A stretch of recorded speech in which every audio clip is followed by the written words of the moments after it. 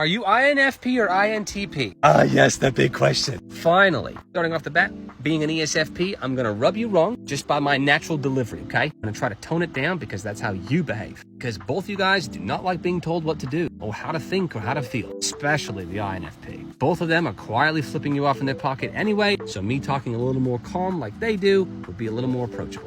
Don't forget, I work in the creative field as well as the INPs who create universes, because these are creative types. I'm an audiobook narrator for INFP authors and INTP authors. So I work with you guys. You guys love my SE usage because both of you are SE blind. You do not know how you come across to the world. And frankly, have you ever been asked, why are you mad at me? Or people are misunderstanding how you come across or your emotions of some kind because you don't see your RBF face, and both of you have it.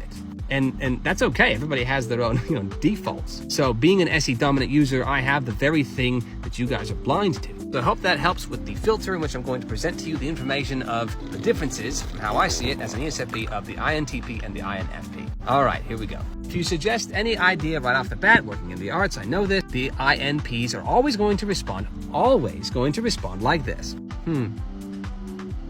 They're quiet, they're introverts, naturally to themselves, even if they like you. They prefer to be alone, but they're intuitive, so they're always in their head. They're always going to look up when they're considering things. INFPs are feeling the vibe, feeling how they feel. They're very good at that aura vibe, which is adding to their creativity of that type of art. And INTPs are very complicated in the universes that they make. They have this analytical level, and that makes sense because that's connected way over here. Don't forget that the introverted version of the ENTP. So now you have that contrast. One is more on the emotional side, who will attack if they feel threatened or misunderstood. They will very well, very clearly say, no, this is how I feel. And you'll see in the comments, they will attack. And that's okay because they're using their FI as that forefront throttle. And the INTPs usually have a sit back vibe and be like, that makes sense or does not. I made a video on Free Ren recently. If you haven't seen that anime, it is an anime with an INTP as the lead character. So that's very unique. I was talking to an INTP author friend of mine, and he's just found that was very unique to have an INTP as a lead.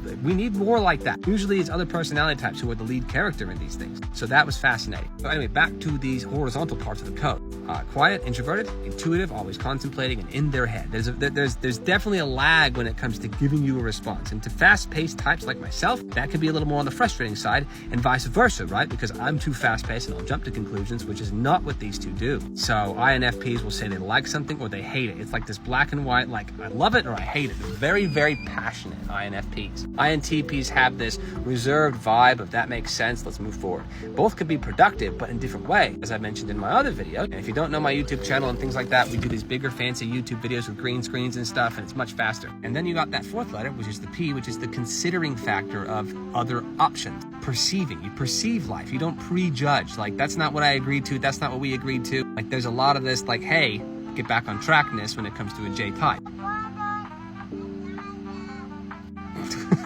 Are you okay, man? Oh, okay. So it comes to being spontaneous like that, right? So J's are usually not very spontaneous, which is what you just saw in real time. And I'm a P personality myself. So we're very open to whatever happens can work. And that's what I like about other P types. These two having that combined with that introverted and intuition always results with this response. So that's where you get the INP. One's more on the emotional side, one's on the logical side. It's a very obvious answer when you're like, well, that's just the third letter flip. It's not that extreme like the second letter is. Fourth letter is even more extreme too. So INTP versus INTJ. I made a video on that too. So anyway, I hope that kind of gets to it faster, but still trying to respect how you guys approach life. I would like to get into more detail. If you want more detail from my perspective, feel free to ask, or check out the YouTube channel for further information. Or if you want a private session with me, feel free. There's a link in the bio now. Instead of going through Facebook and all that, we can just do directly Google Chats and just try to figure this out. Because there's a lot to these two types who are extremely profound and deep.